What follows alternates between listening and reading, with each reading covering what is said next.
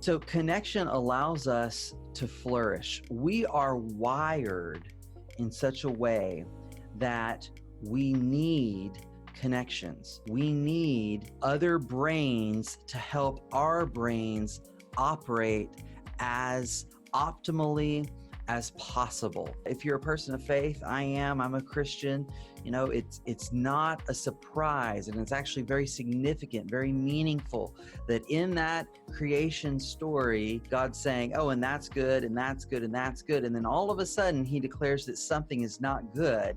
And what he says is not good is that this human being he's created is alone. It's not good that we're alone.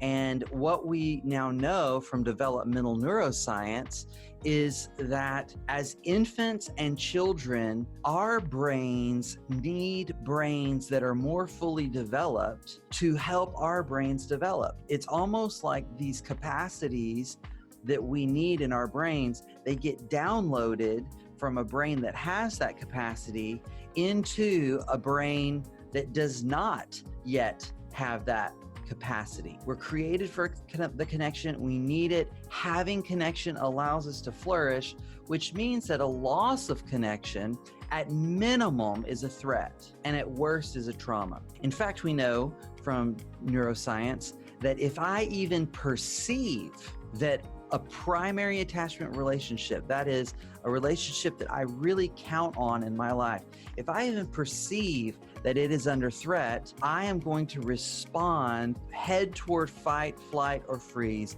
kind of response. It registers in my amygdala, which is the brain's fire alarm, as a threat. That's the minimum. If I perceive a threat to an important connection, at minimum is that amygdala fires. At worst, if the threat is bad enough, the experience is significant enough, is big enough on our brains, if it's way too much too fast or way too little for too long, that's big T trauma and little t trauma, then it affects our brains as trauma. And when trauma is triggered, we often need someone else to help us regulate. This is why if I'm really upset, a healthy thing to do is to call someone and talk about it.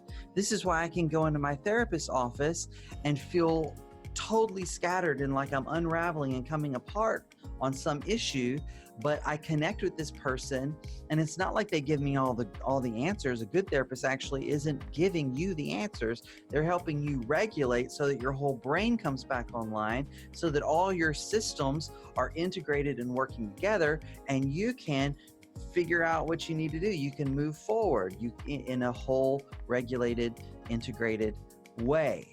So we need other people to help us integrate, especially when trauma is triggered.